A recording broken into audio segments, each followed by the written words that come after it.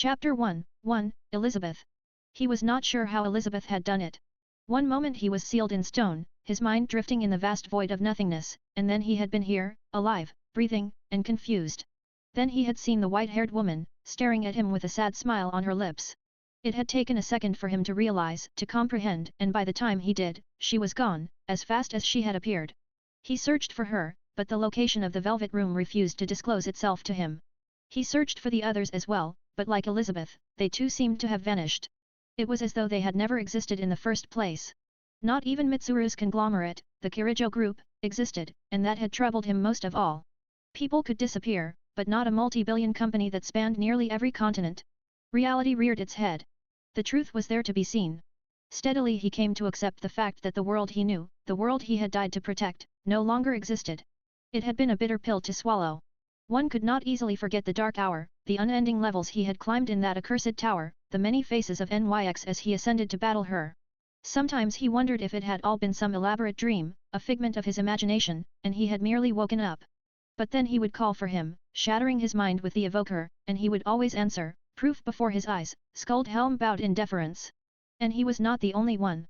Others came to him, some that he remembered as being his and others drawn to him by the strength of his arcana. They were the only proof he had. The only evidence that reminded him of who he was, what he had been, and he clung to them like a drowning man would clutch a raft. Still, life had to go on. He eventually settled in the place Elizabeth had brought him to, surmising that there was something he had to do, some task he had to perform before he could go back. When the months passed and nothing out of the ordinary happened, his hope had dwindled and he resorted to working odd jobs to support himself, earning enough to rent a small apartment in a middle-class section of the city. His basic needs met, the only problem that was left was boredom. He needed something to keep his thoughts off the past life that he led, or otherwise his mood would grow dark and his mind would wander. He solved that by attending the local high school, and despite the material that was presented to him was almost word for word the same as that of Gekuken High's, he still enjoyed it. It brought a sense of normalcy to him, attending this school, with the familiar chatter of students and the buzz of everyday activity. It gave him a feeling of belonging, and though the faces were different, he could at least pretend he was one of them. And in the rare instances his jobs gave him time to spare, he would always find a seat in the school's library, his headphones over his ears, a book in front of him, listening to the same track as the sun set. She reminded him of Mitsuru. From her red, flowing hair to the almost aristocratic way she carried herself. It was an uncanny resemblance, and it was for that reason he did his best to avoid Ria's Gremory. There were differences, of course. She was never as cold as Mitsuru when he first joined SEAS, and though that cold eventually disappeared, it still did not compare to the warmth of the president of the Occult Research Club. As far as he could tell, Rias was kind to everyone, compassionate almost, to a degree. She would reply to any student, whether they be freshman or senior, and help with sincerity in any task presented to her. It was within her nature, he guessed. Perhaps that was why she was considered to be one of Kyoa Academy's two great ladies. He couldn't imagine Mitsuru ever displaying the same amount of passion, not in public anyways. But then again, if she did, he probably wouldn't have fallen for her, and him. He still remembered that bumpy, lonely ride on the back of her motor scooter, as odd a trip as the request that led to it. She had plied him with questions, and it was halfway through their journey that he divined its true purpose. He had answered to the best of his ability, and still the trip back had been awkward. He had succeeded though, realizing it at first when the persona he could summon from the Empress Arcana grew stronger, and then a week later when Mitsuru cornered him in a classroom and kissed him. It was that scene alone that played in his mind over and over again when he saw Rias, and the image pained him, dangling the one thing in front of him that he desired most, yet was unable to attain. So he avoided Rias, going so far as turning away when she approached or slipping outside into the hallway when they were in the same room. The memories were still too raw, too painful, and he did not like having them. Unfortunately, his efforts at evasion did not go unnoticed. He was not like the other boys, who immediately went wide-eyed and became tongue-tied when the school beauty gave them a look. In the times he could not avoid her, he would at least give her a polite nod of acknowledgement, and focus on whatever he had been doing before. That apparently set him out from the rest, though it did not surprise him. It had been much the same with Yukari and Mitsuru at Gekuken High. The frequent slips he gave her when the redhead came to talk to him could not be misconstrued as anything else but avoiding her. Still, Rias had not given up, and the more he avoided her the more she persisted in finding him. In the few months he had arrived at this school, it had almost become a game to them, with him hiding and her seeking. It was a game that required patience, and he was confident that he could win for he had patience in ample supply. That, and from the recent sour looks she would send him after spending a lunchtime of searching only to discover he had been in his homeroom all along, told him he was close to victory. He regretted he could not at least be friends with her. She just resembled Mitsuru in too many ways for him to even consider the possibility. He did not consider Issei Hyudo a friend, though from the way the perverted boy treated him it was clear Issei considered him one. He had tried to make himself scarce, but like Rias, the boy would seek him out. Unlike Rias though, Issei could actually find him, and long were the hours he suffered as he was regaled with tales of harems, women, and womanly body parts. It seemed that was all Issei could talk about, and he had a sneaking suspicion the boy had not a clue about what a real relationship was like. He had experience with Mitsuru, and an inkling of what would have happened if he had tried the harem route when he announced his relationship to the rest of C's. From the way Fuka suddenly excused herself and the fact that Yukari would not speak with him for the next 3 days spoke volumes of how badly he had missed the signs. He had been so focused on strengthening the bonds of their arcana that he had not noticed the inevitable feelings that arose as a result. He had felt like an ass afterwards too. He apologized, of course, and Fuka at least had been fast to forgive. She required him merely to taste some of her cooking, and he had survived that only with some mild food poisoning. He considered that a victory compared to some of her more exotic dishes. Yukari had not been so lenient. He had suspected she had liked him from the very start, but either had not the opportunity or courage to tell him. Ever since that day the girl had been noticeably distant to Mitsuru, and though Yukari had always made sure that it would never affect her combat performance, the awkwardness between the two still lingered. Issei, however, was blissfully unaware of all this. From what scatterbrained ideas the perverted boy had let slip, it was clear that he thought that everything would come together flawlessly. It was as though he didn't factor jealousy, envy, or even simple human emotion into the equation. He could not bring himself to hate the boy, however, nor dislike him for that matter. For all his shortcomings, Issei was still a decent person at heart, and possessed an admirable streak of loyalty. He would not leave his friends, no matter the odds, and he could respect that, at the very least. It reminded him of Junpei, oafish and clumsy as he was, the magician Arcana was still steadfastly devoted to his friends, and the obstacles they had overcome together merely added to that loyalty. Nevertheless, Issei's constant talk of women and harems still irked him to no end, if not from the impossibility of it, then from the sheer frequency of it. He had been honestly glad when the boy found a girlfriend, happy that he would have some relief from Issei's inane jabbering. That relief had lasted for all of one day. And then Issei had come back from what was supposed to be his first date, and from the stunned look on his face he knew something had gone wrong. The melancholy affected the boy for weeks, and for some reason their roles had been reversed, with Issei being the one to avoid him in the halls and actively retreating from his presence when they met. It was a time of relative peace for him, but to his surprise, he did not enjoy it. And then the boy had come to him, as suddenly as he had disappeared, anger on his face instead of sadness. "What would you do, Arizato-san?" Issei had asked him, "if one of your friends was in danger but your other friends said it was too dangerous to rescue her?" The question had been so out of the ordinary, so unlike Issei, that he had actually set down the book he had been reading to give the boy a look of pure disbelief.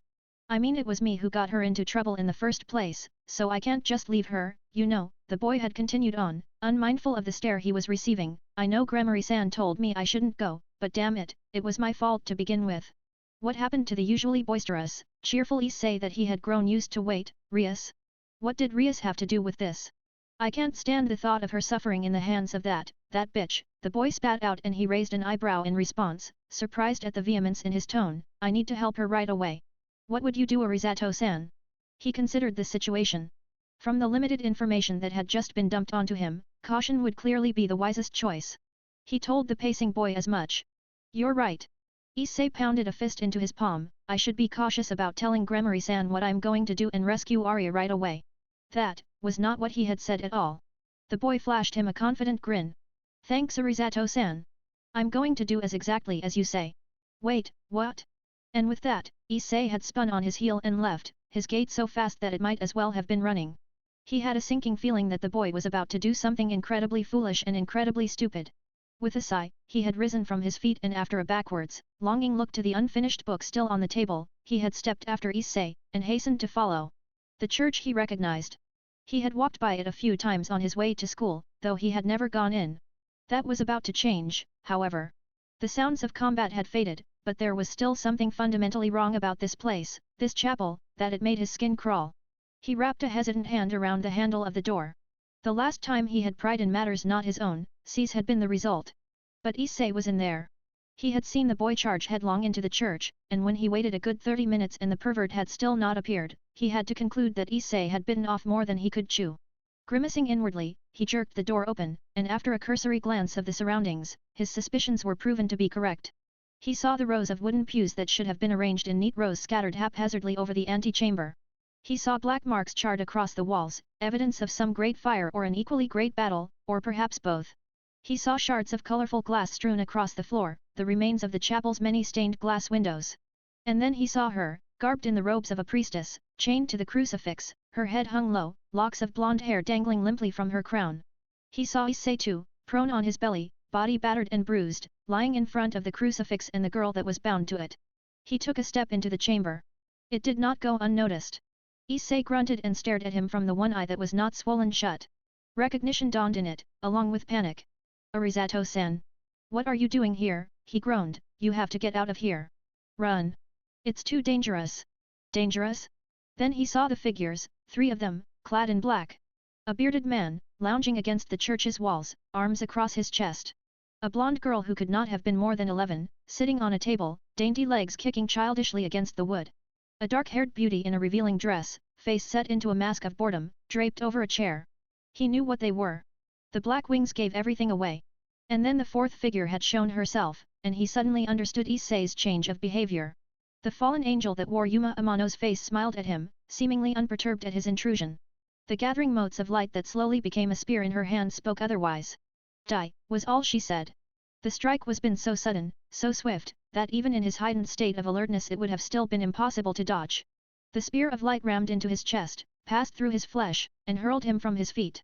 He was dimly aware of Issei calling out his name before he crashed into the pews behind, knocking them aside and landing amongst splintered wood. That stunned him, and it took a moment for him to regain his senses. When he did, it was to discover that Issei's former girlfriend was gloating at the boy. Why are you doing this? The boy gasped out as from the spot where he lay. Damn it, Rainare, even if you're not human you still don't have to hurt other humans. Why, you ask? The woman's face was stretched into a leer. It is precisely because you are a human. You are mere insects to be crushed and exterminated. You are nothing. No, less than that. Less than nothing. You and your shitty devil friends. He grunted as his vision finally stopped swimming. With difficulty, he stood back up, though he could not stop the slight swaying that accompanied the motion. He blinked when the smell of burnt flesh entered his nostrils, and looked down. Oh! A fist-sized hole in his chest greeted him, faint trails of smoke emitting from the grisly wound. He blinked again, and then picked at it. Bits of cauterized flesh fell to the floor. Then, he shoved a hand through it and looked over his shoulder, discovering that he could see his own fingertips wiggling from the hole in his back. How gruesome! You missed, the young girl with blonde curls complained, eyeing him from her spot perched on the table with distaste. He realized he had become the center of attention, and hastened to look away when Rainare gave him a thoughtful glance. No, I didn't, the fallen angel pouted. I hit him, and pointed to the wound with an elegant finger. What are you doing, Arisato-san? Issei suddenly cried out, his voice ridden with pain. Get out of here. Hurry, before they can catch you. I'll try and hold them off. To his surprise, the boy actually managed to half rise before a long, slender leg planted a spiked heel on his shoulder and slammed him back down. I don't know how you survived that, human. Rainare cocked her head to the side, ignoring the struggling form she had effectively pinned. You should be dead.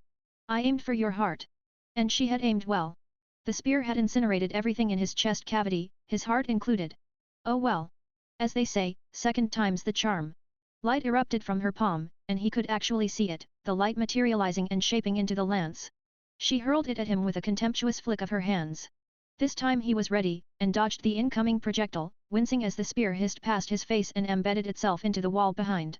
Not bad, he glanced up, to see Rainare staring at him with an approving smile. You're much less pathetic than this one. For emphasis, she twisted her heel and beneath her, Issei cried out in pain as the spike dug deeper into his flesh. And then the third spear had come, and he barely avoided impalement by rolling to the side. This is so much better, the woman seemed ghoulishly pleased, and he frowned when he noticed that the other fallen in the room were watching him with interest now. So much better. Oh, why couldn't you been the one with the sacred gear? You would have made the hunt so much more fun.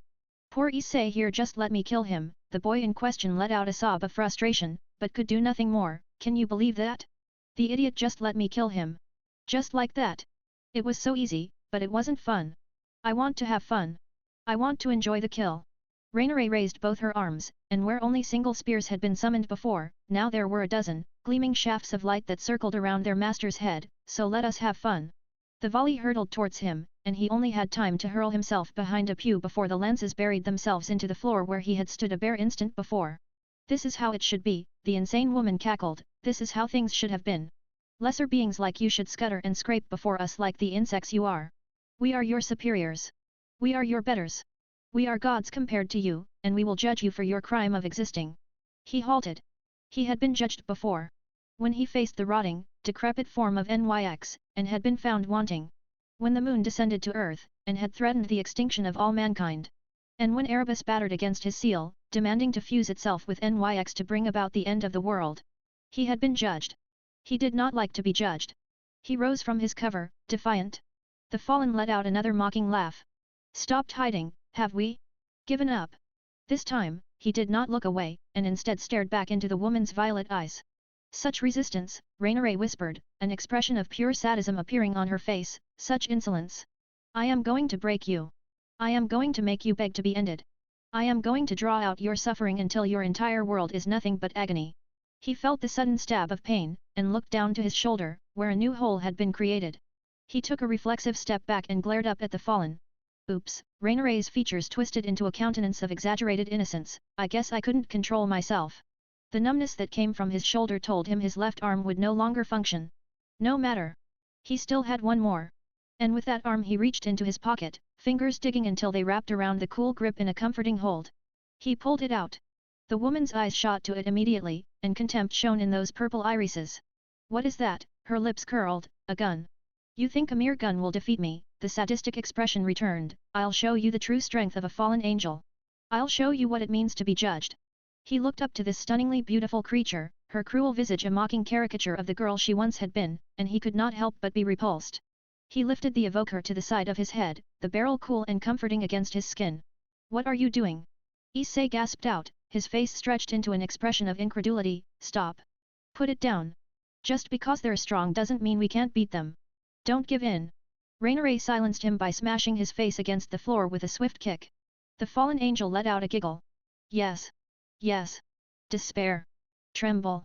Know that you cannot ever match my power, she licked her lips, kill yourself. Die for me.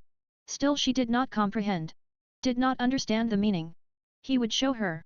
He pulled the trigger. There was an instant of weightlessness. The sudden splash of liquid chill entering his mind. Then the familiar sensation of power emanating from within, seeking a way out, begging for release. He let the feeling flow over him, a thin smile spreading across his features. And deep within his conscience something came from the nothingness. I am thou, and thou art I. Its silver armor shone like the sun, gleaming with the exuberance of a freshly born star. I am the light of humanity. I am the illumination of the soul. Steel pinions that were more blades than wings extended over each shoulder, cloaking the figure in a veil of sharpened metal. From the fires of redemption I am born. From thy mind I have come. A frowning mask hid its face from view, silver like the plate that covered the rest of its body, but nothing could cover the sheer power that radiated from its floating frame. I am the voice of God. I am the word in his command. The masked face tilted, turning to regard them with almost mechanical precision. I am Metatron. Then the sword, alight with righteous fire, materialized into its palm. And I have come to deliver judgment. Rias Gremory was, without a better word to describe it, confused. She should have been in a foul mood. Issei had gone missing. Despite what she had told him, despite the warnings she had given him, the boy had still went. Ever since the fallen angels captured Asia and sequestered her away in their hideout, the newest member of her peerage had been restless. The boy wanted desperately to save the priestess, and Rias was sympathetic to her plight as well as his. Especially his. In fact, she was more than sympathetic. She outright admired his courage and his sense of loyalty to his friends. It had been one of the reasons why she had selected him to be a part of her peerage, after all. That did not mean, however, that she agreed with the way he dealt with things. Being brave was one thing, but being reckless with one's life was another. And charging on his lonesome into the lair of a group of fallen was definitely in the latter. She was forced to call upon her peerage, scrambling them in a rescue mission that she hoped would not be too late. Rainier was sadistic, even for one of her kind, and Rias did not doubt for a moment the fallen angel would kill Issei if given the chance. She had reminded Issei of that fact, but to her chagrin, the boy did not seem to consider the seriousness of the matter at hand. They made the trip in record time. Their preparations had been swift, and they arrived at the site of the church, battle-ready and prepared for the worst. What they had seen actually made them gawk, and Kiba, her knight, whistle in appreciation. The place was leveled. The chapel was almost completely destroyed, with a few standing pillars the only remains of what had once been a complete and undamaged building. Broken shards of glass, splintered pieces of wood, scattered pieces of tiles, all were abundant at the scene. And among the wreckage, they had discovered the bodies, Asia's and Issei's first, but thankfully only unconscious. Both teenagers were slumped against a large crucifix, backs touching the holy edifice, and judging from the severed chains that dangled from the structure's arms, Rias knew exactly how the fallen had been holding their prisoner captive. The priestess's head was leaning against her rescuer's shoulder, and from a distance, it seemed as though a young couple was merely resting. Had the situation been less dangerous, she would have admitted the sight would have looked cute. She should have felt relief. More so when they found Rainiere and her followers as well, lying where they had fallen, incapacitated without a shadow of a doubt. With such a powerful band of enemies stunned and at her mercy, she should have been glad of the reprieve. But that only brought more questions, especially when he was there too. They found him sitting on what should have been the steps to the antechamber, near the sleeping forms of Asia and Issei. His posture was slackened, almost lazy, and the headphones she always saw hung around his neck were over his ears instead. There was an alertness to him though, an aura of wariness that prevailed despite the image he gave out. And he had positioned himself facing both the girl and the boy, and if she were to guess, she would have assumed he was guarding them. He stood up when they approached, mop of unruly hair flopping almost comically as he did so. She did not miss the two burnt holes in his uniform, one centered to his chest, the other scorched into the fabric near his shoulder. He saw her looking, and turned imperceptibly to the side, so that both holes would no longer be visible. She frowned. He nodded to them, courteously, as though if he had been expected to be there in the first place. Her peerage had not known what to do at that, and just nodded back. She would have found the whole scene amusing had she not been as confused as them. He had stepped to the side, allowing them access to the unconscious duo. A tilt of her head sent Akeno and Konako to check up on Issei and the priestess. Kiba, though, stayed by her side, his expression curious as he gazed at the newcomer. When he made no further movements, Rias had turned on her heel to stalk towards the forms of her fallen allies. Akeno met her gaze when she arrived, and inclined her head towards the battered body of Issei. She bit her lip when she saw the newest member of her peerage sporting bruises and cuts all over his skin. He was lucky the fallen liked to take their time playing with their victims, her queen said mildly. Had Rainiere lost interest in him, we would have been too late. The black-haired beauty smiled, and a hint of her sadistic side shone through, though, this will be a good lesson to him. Provided, of course, that you do not delegate me to punish him later. Now that was an amusing thought. Akeno would make sure he understood the implications of his actions. Do it, she said and turned her attention to the priestess. She is healed, Konako spoke without preamble from her position kneeling by Asia, but her vitality is low. The fallen drained her life to power their rituals. She is alive, but only just. And the sacred gear? The former Nikomata frowned. Rias leaned in with interest. She knew from experience her usually cold and aloof Rook seldom showed emotion, and when she did, it was almost always because of something that was worth noting. It is there, but it is not whole. Not whole, she raised an eyebrow, could the fallen have botched the ritual? Konako shook her head. The sacred gear, the real one, has been taken out. The one that is inside is a mimicry, a copy. Rias's eyes widened at her Rook's words. It is the only thing keeping her alive, Konako said simply. How is that possible, she questioned. To this, Konako sent a look in the stranger's direction. I am not the one you should be asking for that. Faint footsteps coming from behind her caused her to turn. Yueto greeted her with a thin smile and jerked his head back towards the figure standing by his lonesome some distance away. Not the talkative type, is he? Rias snorted. That was an understatement. From what knowledge she could glean, bare minimum as it was, the boy did not talk much during or after class. In fact, she couldn't remember him talking at all, at least not when she was present. But then again, he had always done his best to avoid her, something he was very good at she was forced to admit, so she couldn't exactly say she knew what his habits were outside her sphere of influence. She had suspected at first that she had done some grievous wrong to him when they first met and she had simply not remembered it. But that was not the case, proven by the fact that he would at least acknowledge her presence with a polite nod when a situation arose where he could not excuse himself. It had been immensely frustrating to try and get to the bottom of the reason he treated her so, and were she a normal girl, she would have long given up. And now he was here, not hiding from her this time, and yet the mystery only grew. Kiba noticed her questioning look, and his features hardened slightly. The light is strong here. It is everywhere. I can sense it seeping into the very ground. Whoever took down the fallen was well versed in the high arts of the heavens. Her gaze flickered towards the boy, who was still facing away from them. The knight saw her eyes glancing at his back, and he shook his head. He is covered in the light. But then so is everything else here. So we cannot be certain. No, not unless we choose to force him to reveal himself. The sword user let a grim smile cross his face, though I am not averse to the suggestion. Rias mulled it over in her head. Direct confrontation was a possibility. She certainly had the numbers, though with angels, one could never be sure what divine weapon they hid until they chose to reveal it themselves. And that was assuming he was an angel, and though the area around them was saturated with holy power, the idea that he had been a seraphim all along while managing to hide right under their very noses was a far-fetched one at best. No, she retorted, Issei is injured, and so is the Holy Maiden. We will take them back with us and recover. If matters come to head, I want my peerage to be at full strength. Yueto bowed. Of course, he did not quite manage to hide the disappointment in his tone. Rias grimaced. The church had done heinous things to her knight in their quest to create wielders for the holy swords. He had never forgiven them for that, and Rias suspected he never will. Kiba would always carry the grudge, and any mention of the church and the heavens they served was sure to set his mood dark. See to it that Issei and Asia are safe. I have other things to take care of. The sword user nodded and moved to assist Akeno, who was already dragging Issei upright. The boy's head lolled limply to the side, and Ria spit down a surge of anger. She would see to it that the fallen would be punished for harming a member of her peerage. A few steps later and she arrived at the source of their problems. The unmoving form of Rainare lay before her, head buried into the ground. Around her cracks appeared in the stone, a spider web of fissures that originated from below the depraved angel's body. Something had smashed into her with enormous force, the impact strong enough to create the abrasions on the floor. And that was not all she had suffered through. Rias noted impassively that the woman's arms were stretched out painfully by her sides. She could see the furrows carved in the ground near the fallen angel's hands, marred with streaks of blood where the angel had worn her fingernails down to flesh. It was almost as though she was trying to escape, trying to run from some inevitable fate, and by the looks of it, she had not succeeded. The burned, smoldering wounds on her shoulders further reinforced that fact. She did not enjoy pain like some of her kind did. She was not like some of the other devils, who enjoyed watching other beings suffer. Nevertheless, she fervently wished the fallen lying before her had at least felt some of the pain she had inflicted on Asia and Issei.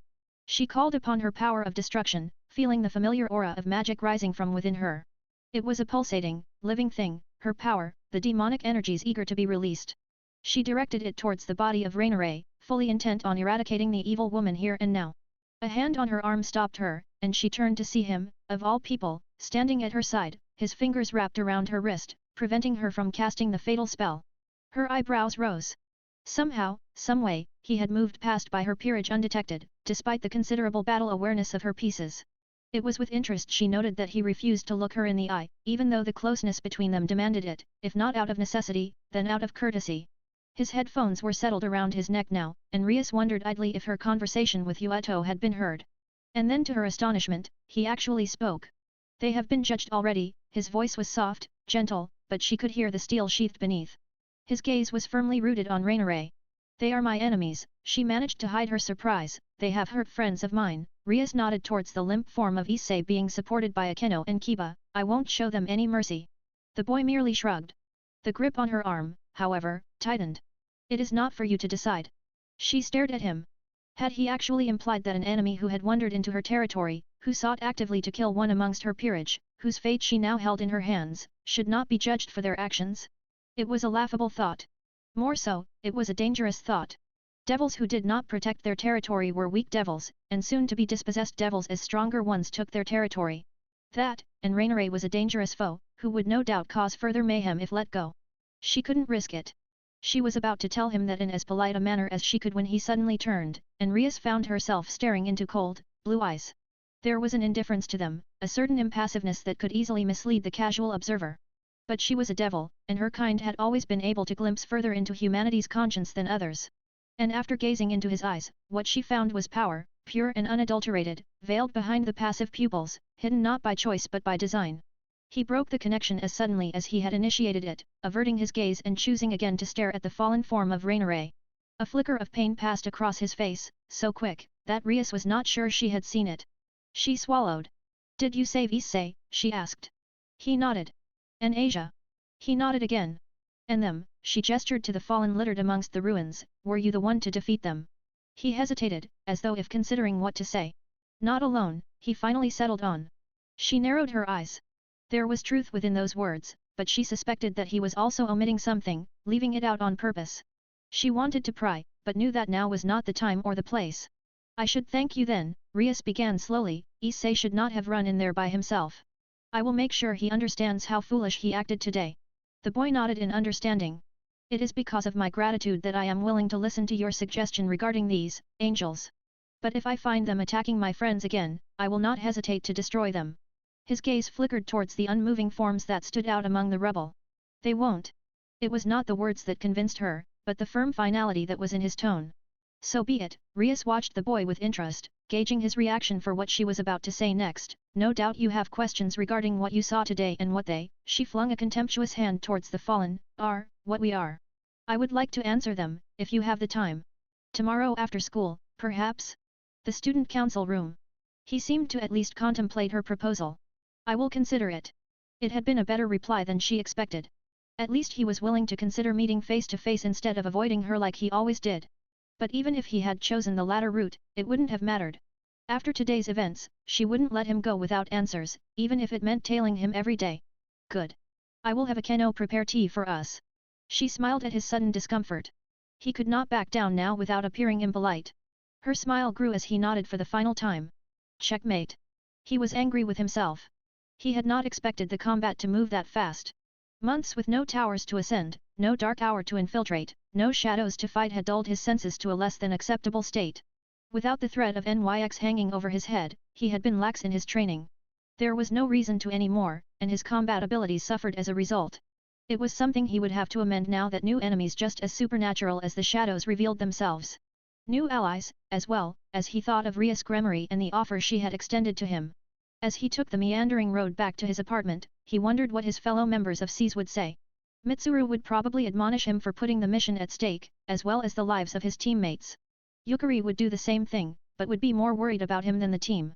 The only one who would defend him would be Junpei, and he could almost imagine the slacker's voice telling the others to give him a break. A thin smile spread across his face. Good, old Junpei.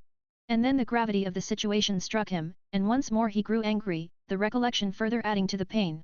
They had caught him unaware, the ones termed as fallen angels, and had he been himself when climbing the tower, the wounds that he was dealt would have proved fatal. But he had surpassed the tower, beaten whatever challenges that awaited him on its darkened floors, and had climbed to the top where NYX herself had awaited him. Wounds that would have been lethal if left untreated then, did little but bother him now. It was a testament to how far he had come, beginning when Orpheus had first lent him its aid to when he faced the shadow of death on that broken pillar, with gods at his side to do battle instead of just a single master of strings. Still, while the soul was strong, the flesh had proved weak, and he had felt pain, real pain, when the spear of light sheared through his heart. But pain did not mean death, not when death itself existed in him in the form of Thanatos. As long as he was inside him, he could not truly be killed. And even without the guardian of the underworld to protect him, there were others who would have risen to the task. His personas were many and myriad when he fought NYX, and they had all found him eventually when he was transplanted to this new world. Angels and demons he could command. Divine beasts and mythical monsters prowled beneath his psyche. Heroes of old, legends that were sung of in flowing tales, their deeds as fabled as their names, willingly bent knee to him. And while they were inside him, they shared a fraction of their power with him. It was the gift of the wild card, and it was a gift he had used well. From Koharu, sacred dragon of the celestial zodiac, he had learned to summon fiery conflagrations in the form of powerful Miragedines. From Siegfried, slayer of Fafnir, the knowledge to wield swords better than any mortal could teach. From Odin, the element of lightning, the ability to wield it and to protect himself from it. The list grew on. And when Metatron, Lord of Angels, had been called, he had been infused with holy light, the Archangel's mere presence enough to bask him in an aura of sanctified energy. His flesh had reknit, the holes had closed, and where the light spears had penetrated his body, clean, healthy skin appeared, covering the once gory wounds as if they had never been there in the first place. It had not been his first choice. He had wanted the Thanatos at first, or even a dark-type persona to take advantage of the fallen angel's affinity with light. But Metatron had demanded to be called. Metatron, who hated demons above all else, who punished the heretic with fire and sword, had demanded to be summoned. Metatron, whose contempt for those that betrayed the word of God was legendary, had demanded to be called forth so that it may face the fallen. And then it had done something that surprised even him. I know of your kind. Cast down from the high heavens. Banished from eternal paradise. Its silver face turned to regard the woman, who was no longer wearing the triumphant leer. I know of your ilk. In your hubris you have thrown away his gift. In your despair you have lost yourself to darkness. Rainiere trembled, and took a faltering step back. I know of your heresies. The perversions of light you have committed. The wretched deeds that have stained your souls black. The archangel spread its arms wide, almost invitingly. I know of you. But do you know of me? Do you know who I am? They nodded, eyes wide. In a flash, the atmosphere in the room changed. The metallic wings spread open, reaching their full span. The sword was lifted, the flaming blade tip pointing to the fallen. And when it next spoke, its voice contained the brass rumble of authority. Then why aren't you bowing yet? They knelt. The bearded man first, features taut with frightened surprise. The woman was second, her lithe body moving sensuously despite the trembling in her limbs. There was a worshipful expression on her face. The child was last, tumbling from her seat on the table to land clumsily on the floor. She pressed her forehead to the ground and did not look up. Only one still stood, Rainier, whose look of defiance did little to hide the way her legs quaked. Metatron tilted its head, its mask gleaming as it took in the sight of the fallen who refused to bow. When man heeded the poisoned words of the serpent, he was doomed for eternity. What serpent has whispered into your ear, Rainier, guardian of the White Gates, for you to have fallen so? Rainier refused to meet the angel's stare, but her lips moved. Cockabile, she whispered. In response, Metatron slowly floated its way towards the woman, who took a step backwards in fear. I know of him. Just as I know of the honeyed words that he has fed to you are lies. Rainier's face contorted in rage. He has never considered you his equal. He has never thought of you as you have thought of him. He has never loved you. Liar. I am the voice of God. I convey his command. Truth is all I know. Shut up, the fallen angel clutched at her head, shut up. Shut up. Cockabile fell because of his love for a mortal woman. He has tasted the sweet fruit of corruption. You will never compare to the one who made him fall. Shut up. Rainier's eyes lit up with anger, and in an instant the light spear was conjured, sent hurtling towards the gleaming figure that hovered before her. Metatron swatted the projectile away with an armored hand, sending the lance flipping end over end until it sank shaft deep in a nearby wall. Another appeared in Rainier's hand, but before she could cast the archangel was already in front of her, steel gauntlet reaching out. Rainier. The ancient laws of the high heavens forbids us from interfering with the mortal realm. One hand grasped her by the neck. Yet, you have done so. Brazenly. The other buried the sword up to its hilt into her stomach. This is the punishment for your transgression. The fallen made a wet, gasping sound as the blade exploded out of her back. The wound will never heal until you have atoned for your crime. The sword slid free, and the woman collapsed to her knees, mouth wide open. The archangel gestured and the blade vanished from his hand. Turning, it placed an armored boot on the fallen's shoulder. Rainier managed a single jerk of surprise as the plated foot touched her back, and then she was being forced down, pushed by immense, overwhelming force. Fallen. You have committed untold atrocities. Your hands are stained with the blood of the innocent. Your deeds have tainted the name of our kind. Silver hands grasped her exposed pinions in a vice-like grip, one for each wing. Her eyes widened in realization. No. You do not deserve the gifts he has bestowed upon you. No. Stop. Rainier struggled feebly against the archangel's strength, her fingers scrabbling for purchase against the ground as she tried in vain to drag herself away. I repent. I repent. Stop. I beg you. Metatron merely grasped her wings in a tighter grip. The wound was your punishment. This is your judgment. It pulled, and Rainier screamed. They were devils. As he sat in the lavishly furnished student council room, listening to their ongoing explanation, that same thought played over and over again. It was such an unfathomable concept, such an insane suggestion that had he not experienced the strangeness of the dark hour and climbed the unnatural creation that was the tower he would have thought they were lying to him. But they were not. That much was clear. Rias had shown him her wings, manifesting bat-like pinions from her shoulders. Issei had proudly displayed his sacred gear, the weapons devils apparently used in their so-called ranking games, and regaled him with the tale of how Rias had resurrected him to be one of them. It bothered him that the boy was not disturbed by the fact that he had been forced to shed his humanity to live again, but from what choices were available to him at the time, he could hardly blame him. It was a decision that was not wrong, nor was Rias wrong for giving him a chance to make that decision. And that was the crux of the issue. He could sense no evil among them. No sense of ill will. That troubled him. It was not in the nature of those affiliated with the Hells to help others, humanity especially. There was a fundamental difference between what he understood of demonkind and theirs. His demons, the ones embedded deep within his psyche, were malign creatures of terrible power that forever plotted the total destruction of heaven and the utter corruption of man. These demons, the ones sitting in front of him, educating him, were not. Angels embodied the aspects of justice, truth, and valor. The fallen were corrupted angels and their calling was lust, envy, and avarice. Demons personified all that was negative about humanity, and as a result they fed on dark emotions such as hatred, anger, and despair. It had been this way since the dawn of time. It was a rule that every myth, every legend, every fable followed. His personas were based on them, and how they looked and how they acted matched those stories. It was disconcerting to see that there was no such rule enforced here. Or perhaps they were not demons at all. Devils, not demons, Rias had introduced them as. Devils, the lesser evil, only devious instead of outright malicious. Only mischievous, instead of outright harmful. Tolerable, instead of outright blasphemous. His eyes roamed around the room. Rias had brought her full peerage with her. Some he recognized. Yueto Kiba, the most popular boy in school, his normally smiling face unusually solemn as he sat on the couch, watching him warily. Beside him was Akeno Himejima, the renowned second of Kua Academy's two great ladies. She winked at him when his gaze traveled to her. He fought the sudden urge to shudder. From the short time he had seen her and Rias interact, it was clear that the beautiful girl was not nearly as elegant or refined as her fellow students believed. Some of the things she had said were downright vulgar. In the back of the room, perched on a table and her legs swinging in rhythm was Konako Tujao. Out of all of the entire group, she was the one he knew the least about. The petite girl was almost always quiet, and like him, escaped notice quite easily. He did not recall ever speaking to her. And finally there was Issei. The pervert had positively crushed him in a hug when he entered the room, and from the look in the boy's eye, he knew he had made a friend for life for what he did yesterday. He supposed that was a good thing. His gaze shifted.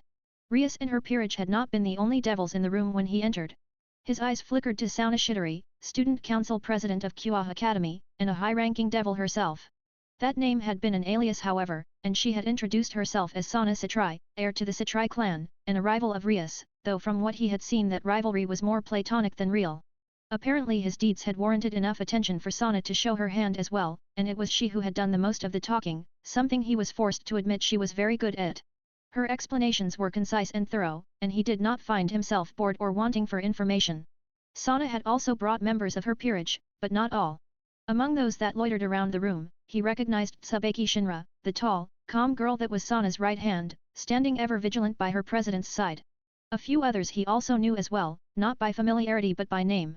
And they were all watching him, waiting for his response as Sauna finally finished her account. "I see," he said after what he hoped was a respectful period of silence. "Do you have any questions, Arizato-san?" she asked, her tone businesslike but not unkindly. "No. I understand it may be a little too much to take in at one time," Rias said warmly, mistaking his abruptness for uncertainty. "If you have any questions, please feel free to ask." She offered him a small smile. "It is the least we can do in exchange for helping my peerage." "No," he repeated, "it is sufficient." They stared at him. He could see why. Yukari had always said he appeared apathetic and cold to approach. Attempting to get a rise out of him was next to impossible, not that Junpei and later Ken lacked for trying. But they misunderstood. He was not apathetic. He merely saw things in a different light. "My goodness, Arizato-kun," the soft voice of Akeno sounded from her relaxed position on the couch, "you are taking this quite well." He frowned. How had they expected he take it? They were devils. They had shown him the evidence, and no matter how many questions he asked or how many times he denied it, they were still devils. Asking inane questions was not his way. Denying the truth was foolish. When the Nados burst forth from Orpheus's body, he had accepted that his life would never be the same again. It was much the same now, just without the threat of imminent death from hungry shadows. In fact, this was almost tame compared to some of the things he had seen in the tower. "That's Arizato-san for you." It disturbed him to hear the pride in Issei's voice, always cool and steady. Rias and Sauna exchanged significant looks. "Very well then," Rias said primly, her fingers folded together on the table, "we have told you what we are. If you don't mind, we would like to ask you a few questions." He nodded. He had expected this and prepared himself for the interrogation to begin. To his surprise, the girl instead took a deep breath. "Why have you been avoiding me?" and then promptly released it all at once in an impressive outburst. He raised an eyebrow. Now that was a question he had not expected in particular. And judging from Sauna's expression, neither had she. That question wasn't part of the list, the student council president frowned. "Every single time I try to approach you, you find a reason to go and do something else." Rias all but ignored her co-interrogator, instead choosing to wave her arms for emphasis. "I've spent so many hours searching for you that it's practically become my damn hobby. And when I do find you and try to talk to you, you just nod and refuse to say anything. It's all very rude. If you don't like me, at least have the decency to say it to my face." She finally stopped ranting when she noticed the amused looks she was being given. Era, Akeno tittered, "I didn't know that Arbuka was infatuated with Arizato-kun." Rias blushed and crossed her arms across her chest. "That's not what I meant, Akeno. To think that my beloved Buka would not tell me her heart's desire." The black-haired beauty mock sniffed, "What a bad friend I must have been." Rias chose then to say a few choice words that he had not expected could come from someone of her reputation. Eyes twinkling, Akeno retaliated and the two began to hurl abuse towards one another as old friends would often do. He blinked. He wondered idly how many dreams would be broken if the male population of the academy was privy to the conversation that was happening before him right now. His bemusement was not shared though, as the rest of the occupants of the room merely weathered the storm with quiet dignity. It was obvious they were all used to this, all except Issei who looked confused as his senpais exchanged insults back and forth. "Bucko," he ventured, "if you wanted to talk to Arizato-san, why didn't you tell me? I sit with him nearly every lunch." The silence was staggering. "What you're telling me," Rias finally ground out, "is that you managed to somehow find him every day, while I chased him around like some dog after a stick." "It must have been a very big stick," Akeno suggested. Not helping, Akeno, the devil massaged her temples, not helping, turning, she regarded Issei with a critical eye. "What were you two doing together then all the time?" Then her eyes widened. "Wait. Stop. Forget I asked dash." But it was far too late. Issei's chest puffed up proudly. "We talked about harems of course," he declared, "and women. Lots of women. Breasts, legs, butts, you name it." "Really?" The boy had no shame. He was worse than Junpei, who had practically drooled when the girls had appeared wearing swimsuits at Mitsuru's resort. "Ah," Konako said from her corner, "they are both perverts then." Now that was just being unfair. Issei had been the one who talked about harems. He had just been forced to suffer through it. "Is it true?" Akeno waggled her eyebrows at him exaggeratedly. "Has our dear Issei-kun corrupted Arizato-san with his talk of wicked, forbidden things?" He wasn't sure what to say to that, so he chose to say nothing at all. Apparently, Akeno took that as a yes, because a lecherous grin spread across her face. "If you would like, this Oni-san can show you some adult things when we are alone," she teased. The corners of his mouth twitched. Were all devils this needlessly provocative? "Way to go, Arizato-san!" Issei punched a fist into the air. "Your harem route begins now. Oh god! Will all of you stop this?" Sana bit out, "We need to get to the matter at hand. We still have questions to ask." Inwardly, he let out a sigh of relief. Finally, a voice of reason. "Exactly," Rias nodded in affirmation, "like why have you ignored me for all this time? Or not?" Sana sighed and took off her glasses. She rubbed her eyes tiredly. "Is it really that important, Rias?" "Yes," the red-haired girl huffed, "you have no idea the frustration he caused me." He honestly didn't know it affected her that much. He felt a little guilty about that. So he decided to tell them the truth. "You remind me of someone I know." They stared at him. They had not expected that for an answer, especially Rias, whose cheeks were flushed. "Oh," was all she said. My, Akeno clapped happily, "It turns out that our mysterious Arizato-kun has in his heart someone who looks like our beautiful Bucko, and whenever our brave hero looks at her he thinks of the pain that is his lost love." She winked at him, expecting him to blush, to deny it, to laugh it off. Instead, he gave her a neutral gaze. "Yes." And just like that, the mood in the room soured. Akeno actually paled. He smiled thinly. He was rather good at making things awkward. "Ah, I am sorry," the beautiful girl murmured, "I did not mean. I meant it as a joke. I didn't want to." Her apologies died miserably in her throat as he continued to stare at her. "You have someone you love that looks like me?" Rias asked softly after what seemed like an eternity of silence. "Had," he amended. They all winced. Except for one. Issei's mouth was wide open, and to his mild horror tears were beginning to form in the boy's eyes. "I thought all this time that Arizato-san was not interested in harems," the pervert clenched a trembling fist in a suitably emotional gesture, "but in reality it was because of your futile love for a single woman." "What? Don't worry, Arizato-san." Issei actually had the gall to clasp his hands into his own. "I will help you get over this woman as a true friend should. And then we will bask in the joys of the harem together." He wondered which one of his personas still ate humans, and if they would consider a male roughly of high school age as suitable sustenance. Just imagine, Arizato-san, what you could do with a harem. The sea of breasts. I want to drown in their softness. Issei's nose had actually started to leak blood, and a vacant look entered his eyes. "I can just imagine it now. Bucko's breasts." To her credit, Rias managed to look dignified as her pawn began describing the myriad of things he would do to her rather bountiful assets, and judging from the resigned expressions around the room, Issei's behavior was not exactly unexpected. What was unexpected was when a brown-haired boy the same age as Issei suddenly sprung out from the side of the room that held Sana's peerage. "Hyudu-san," the boy's eyes burned with fire, "you have moved me with your love for your Bucko. I too wish to fondle my Bucko's boobs.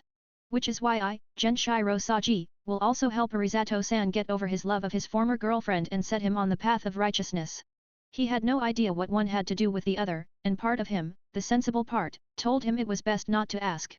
Saji-san, Issei's voice was filled with emotion as he took his counterpart's hand. Hyudu-san, Saji returned with equal emotion and grasped Issei's wrist. He had read about bonds of brotherhood forged from extreme circumstances, almost all of them war. The rigors of battle made companionship tighter, and those that survived alongside one another under great duress became lifelong friends. He had a hint of the same brotherhood with the members of C's, the obstacles that faced them on the tower forcing them to become a close-knit group. But all that paled in comparison to what he was witnessing before his eyes. For the first time in the world's history, a bond of brotherhood was being formed not based on battle or war, but from perversity. If he was not faintly nauseated by the whole scene, he would have been impressed. And then the realization hit. Oh God, there were two of them. He must have looked significantly aggrieved because Ria suddenly coughed into her hand and instantly Kiba stood up, moving from his seat on the couch with almost inhuman grace. The older boy looked amused as he dragged Issei back with him, shaking his head ruefully at the pervert's antics. His counterpart though, did not seem to share his amusement. Tsubaki's features were set in a stern frown as she pulled a sudden taciturn Saji back towards their side of the room. And abruptly as the commotion began, it ended, and once more the attention was solely undivided on him. How did you defeat the fallen angels? He had known Sana Satrai, the real Sana Satrai, for barely hours and already he was getting used to the girl's style of conversation. Always curt. Always precise. Always to the point. Indeed, Rias took the opportunity to press him. Issei says you used a gun, though I am hesitant to believe that such a simple weapon was capable of downing all four of them. The doubt was apparent in her tone. I saw what I saw, the boy in question said stubbornly. Arizato-san pulled out a gun. He winced when he recalled what happened next, and then Rainare kicked me in the head. I didn't see anything after that. His knew this. He had discovered Issei out cold after Metatron had done its bloody work. The boy was unconscious when the Lord of Angels had materialized, and had known nothing of what transpired between him and the Fallen. That suited him just fine. He did not mind disclosing his personas if need be, but some of the higher-ranked ones he would rather keep secret. It would be problematic if they were allowed to manifest without warning. In truth, on the way here, he had considered lying to them, hiding the existence of his personas, and making up a suitable cover story. But then again, they had been entirely truthful with him from the start, entirely transparent, and he could at least reciprocate the gesture. That, and he knew eventually his power would be revealed, if not from saving Issei, then certainly by doing something else, and he would rather reveal it now in a controlled environment than have it exposed involuntarily in a situation out of his grasp. Slowly, he reached into his pocket and produced the evoker, and held it up for them to see. That's it! Issei exclaimed triumphantly, that's the gun. I told you I wasn't lying. Rias took being wrong gracefully, and gave the evoker silver barrel a curious glance. That curiosity turned swiftly to shock as he put the barrel to his head. Wait, Arizato-san dash. He pulled the trigger and instantly chilling power speared through his mind. He allowed it to gather, to reach into his psyche, calling out to the countless manifestations that were stored within. His eyes were still on Rias. It was perhaps for that reason the persona that chose to appear was hers. Its lithe frame materialized from behind him, long, slender limbs draped with black cloth.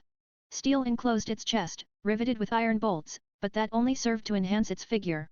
A casque of metal covered its head, slit-visored yet strangely graceful. On top of the helm, a golden crown sat, signifying the royalty the legends had proclaimed it to be. In one hand it held a rapier, the other a dagger, and it crossed both in an elegant motion across its chest, bowing to him even as the rest of its body solidified. The silence that followed he predicted, as did the exclamations of surprise once the silence had run its course. What the hell is that? Saji managed eloquently to put all of their thoughts into one simple question. Penthesilea, he could not help but add veneration to his tone. Penthi what? Saji turned to stare at him. Penthesilea, Sana corrected him, her eyes wide with interest as she regarded the floating being. According to human mythology, she was a queen of the Amazons, and fell in the Trojan War at the hands of Achilles. The legend is Greek, I believe. Though that it is not what I thought an Amazon would like. He smiled. Personas took the image of what their wielders unconsciously wished them to be. Mitsuru had been young when her power awakened Penthesilea, and what she had desired first and foremost then was to protect her father from the shadows. It was for that reason that the figure before them was clad in steel instead of robes, and bore weapons instead of rod and scepter. It had been summoned for a purpose, and its image reflected that purpose. The thought led his mind to stray to when he first appeared on this world, when he first called for his personas. They had answered and among theirs as well. He was not surprised. Igor had mentioned bonds that surpassed even death. The ones he had with C certainly counted among them. He had died for them, after all. No, that did not surprise him. What had surprised him was when he first called for Orpheus and then Athos, it had answered instead, Penthesilea, elegant form materializing in front of him and then embracing him in its ethereal arms. Seldom was he emotional, but that particular moment was powerful. He wondered what Mitsuru would say when he told her that it was her persona, not one of his own, that had answered him in his moment of weakness. Probably blush, and then chastise him for making her blush. So what can it do? He was startled from his reminiscences by Kiba's voice. The handsome boy was gazing at the persona with some skepticism, his eyes lingering on the two blades it held in its hands. It looks kind of fragile, Saji added in, how does it even dash? Bufula. Spikes of ice erupted from the wall furthest from them, coating the surface with sheets of dense hoarfrost. Rings of thorns, coiled and serpentine like the stem of a rose, contorted in meandering patterns. Jagged barbs, their chilling surface serrated like the edge of a knife, shot up in rows across the wall's exterior.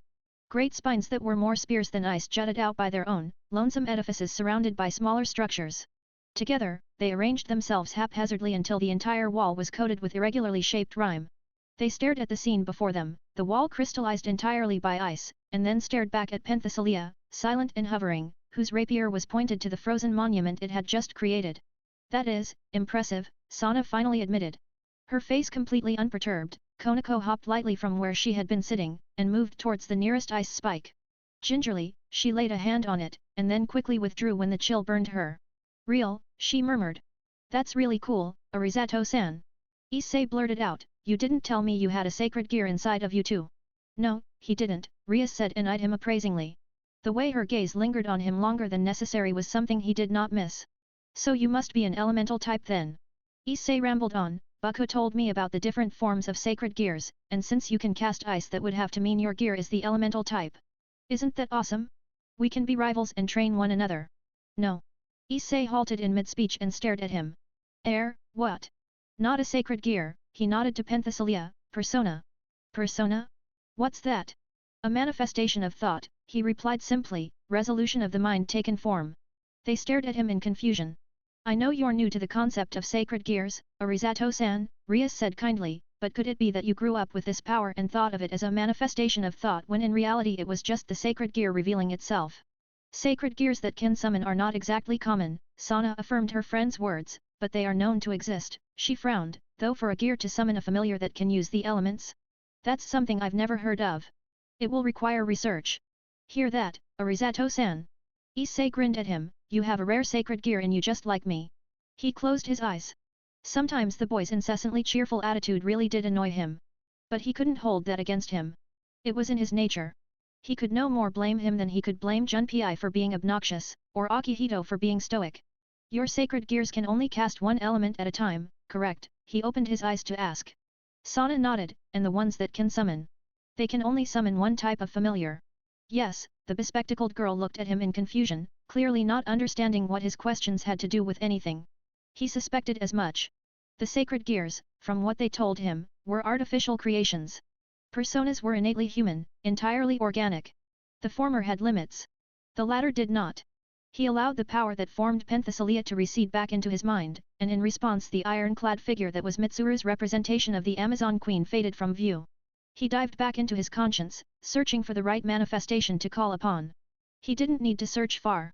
The ones he used the most, the ones he was most accustomed to, awakened to his call far easier than the ones he kept back in the recesses of his psyche. Summoning them took no more than a second of probing.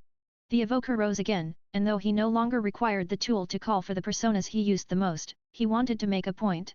The barrel once more kissed his skin and he pulled the trigger without a second thought. Orpheus. Familiar power flowed through him, cold like ice, accompanied by a sound like tinkling glass. He did not need to look back to know the summon had worked. From a flash of blue light Orpheus emerged, eyes the color of human blood gleaming from a mask of blackened metal. Impossible, he heard Sana exclaim. This one is cuter than the first one, Akeno smiled, but also a little scary. Did it just change gender? Predictably, that from Issei. He ignored them all and focused on the newly called persona. Agilao. Orpheus held out a hand and from its opened palm a wave of suffocating heat erupted, blasting over the heads of the assembled devils and directly into the ice Penthesilea had created. The wall immediately burst into flames, engulfed by angry, orange embers as the conjured fire ate steadily into the ice. In no time at all, the hoarfrost that coated the surface had melted, reduced to mere puddles on the floor, and even that did not last long. The heat was so intense that its lingering after-effects evaporated watt pools that managed to gather and turned them into hissing clouds of steam. He could see the flickers of doubts in their eyes. They were wavering on what to decide, and he sympathized with them. When Mitsuru had first introduced the concept of personas, he himself had been skeptical. The dark hour and subsequent forays into the tower had quickly disabused him of any misgivings he had. But there was no dark hour here, and no tower either. They had no way of seeing the shadows for themselves or experiencing the awakening of a persona. The things he was doing could be replicated by sacred gears, and naturally, they deviated to that as explanation enough. It was human nature to fall back upon the expected to explain the unexpected. Apparently, the same held true for devil kind. He could not explain with words what a persona was without them hand-waving it away as another function of sacred gears. He could only show them, and though twice he had displayed the elemental power a persona could wield, he still had a third he could show. Without preamble he rolled up his sleeve, revealing the flesh of his arm. Before anyone could protest, he slammed it hard against Sana's table, feeling the skin tear as he cut it against the heavy, wooden edge. When he lifted it, all could see the ugly welt that leaked blood down his limb. "Arizato-san!" Rias exclaimed, concern and worry etched on her features. "That was unnecessary. What did you do that for?" Issei cried out, his normal cheer forgotten at the sight of an injured friend. It was not a question of what, but a question of why. If they still needed proof, he would give it to them the only way he knew how. Dia. Orpheus rose above him, and bared its iron lyre. Mechanical fingers danced across steel strings, and in response, he could feel the persona's power concentrating in his arm. He held up the limb for them to see and waited as the healing spell did its work. The skin reknit, closing over the gash with methodical slowness. The bruises followed, the dark pigments in his flesh fading second by second until only healthy, pink skin remained. He clenched his hand, and showed them the unblemished arm that had bled real blood not seconds ago. He saw the stunned faces of those around him, and knew he had succeeded. "Not a sacred gear," he repeated, saying every word slowly for emphasis, "persona." Rias had offered him peerage. He had dismissed Orpheus and almost immediately after the red-haired devil had offered him a place by her side. He had refused. From what they had told him about peerages, it was an unattractive prospect. It almost resembled feudalism in a way, with lesser nobles supporting a higher noble or a king. Despite what they may have thought, he was not unfamiliar with the concept. The ruler gave the nobles titles and land, and in return they brought themselves and their retinues to serve in his army. It was much the same with peerages. Perhaps that was why a second name for them was dukedom. He had no wish to be bound to a king or ruler. Rias treated her servants well, he was sure of that, but nonetheless he had no desire to serve under her. So he had refused, and shortly after he had refused, Sana had offered him peerage as well. The look of betrayal on Rias's face when her rival proposed the exact same conditions she did mere seconds ago had almost been worth it. Almost. He had declined Sana's offer as well, of course. With Rias, at least he knew her to some extent. Sana had been a stranger barely hours ago, and had come only to explain what they were. If he would not join Rias's peerage, then he certainly wouldn't join Sana's. He had refused both of them politely, but somehow, he knew it would not be last time this subject was brought up. He was proven correct when the next day Akeno and Rias met him at the academy gates wearing dazzling smiles. The sudden feeling of doom that welled up within him was only exacerbated when both girls promptly took one of his arms in theirs and forcibly guided him into the school. He had received a fair share of death glares before when he was seen with Yukari in Gekuken High, and later when he was rumored to be close to Mitsuru. He had thought he was well versed in dealing with negative attention. Oh, how wrong he was! The amount of ominous stares he was being given as the two great beauties of the school dragged him reluctantly across the courtyard was a magnitude higher than what he thought possible. If looks could kill, he would have been dead and buried 100 times over. At least the Anatos had been happy. The aspect of death reveled in all things that had to do with its calling, stares that radiated premeditated murder included. Where others would have shriveled or clamped up at the glares they were being given, the persona that represented death positively preened under the attention. And that had not been the worst. Not by far. After the two had deposited him in his classroom, had promised they would be back later at lunch to retrieve him, completely ignoring the look of horror he was giving them. It had been an interesting lesson, he was forced to admit. Who knew calculus could be so exciting with half the class's population staring daggers into his back? They were actively recruiting him, he knew. Rias had mentioned that devils often sought out humans with the most powerful sacred gears and recruited them into their own peerages. Sana had affirmed the same thing, and further expanded on the correlation between the power of a devil's peerage and its place in a ranking game. The more sacred gears a devil could count upon in its peerage, the better chance it had of placing high in the ranking game ladder. It made sense. A king's power was only as strong as his followers after all, and history, human history, was rife with examples of great kings and the powerful nobles that supported them. And to them, he was powerful. They did not know the extent of his power or the number of personas he had stored away, but from what he had shown them they could make an educated guess. He did not think it wrong for them to try and recruit him. There was nothing inherently wrong with solidifying one's power base, and that was precisely what Rias and Sana were trying to do. Kings were expected to do so to protect their realm, and those who did not made for weak kings and soon to be deposed kings. No, he did not blame them. He did find their attempts to be annoying though, and when lunch period came around he was the first one out of the classroom, seeking to travel to one of the school's lesser-known areas to avoid both devils and their peerages. That had been the plan, at least. What he forgot to factor into the equation was Issei. Issei who had somehow managed to find him every time to regale him with stories and tales of harems. Issei who knew where all of his hiding spots were. Issei who had no doubt told Rias when she asked. He was not surprised at all when he opened the door to find Rias and Akeno sitting formally in the room he used the most often, a blanket spread over the desks they had pushed together to make a table, and a variety of food arranged in a neat pattern on top of it. The smile Rias had given him when their eyes met had been most infuriating. Arisato-kun, Akeno had smirked innocently at him, what a coincidence. We were just talking about you. Indeed, Rias had nodded, how fortuitous of you to come here Arisato-san. It's as though fate has decreed that we should be together. In his defense, he had only slammed the door mildly in their faces. Beating a hasty retreat, he had hoped to find solace in another spot. That hope had been dashed rather brutally when he ran smack dab into Tsubaki Shinra, who promptly detained him. The student council president would like to speak with you, the stern girl had declared, and from the way her hand tightened over his shoulder, he knew he would have no say in the matter. He had been frog-marched halfway to their destination before rescue came from an unlikely source. Konako and Kiba, different as night and day, stood in the hallway, fully intending to waylay them. He actually had been curious, expecting some sort of cataclysmic mental battle to occur between rival devils from different peerages. Nothing of the sort. Instead, Kiba ran a hand through his hair in a roguishly dashing manner and smiled at Tsubaki. Senpai, the handsome boy winked, you are looking very beautiful today. He had scoffed. As if that would work. It was the oldest trick in the book. And then he had turned to see Tsubaki's cheeks flushing a spectacular shade of crimson. The girl stuttered, thank you. He twitched. He had to remind himself that these were not the demons he was familiar with, but devils, and teenage devils at that. They were susceptible to crushes and infatuations just like any human teenager would. Still, the thought of beings aligned with hell coming down with a case of puppy love was mildly disconcerting. Before he had time to dwell on the subject further, Konako had slid in and started dragging him away by the sleeve. It was only then that the older girl realized things had gone awry and made a half-hearted attempt to stop them.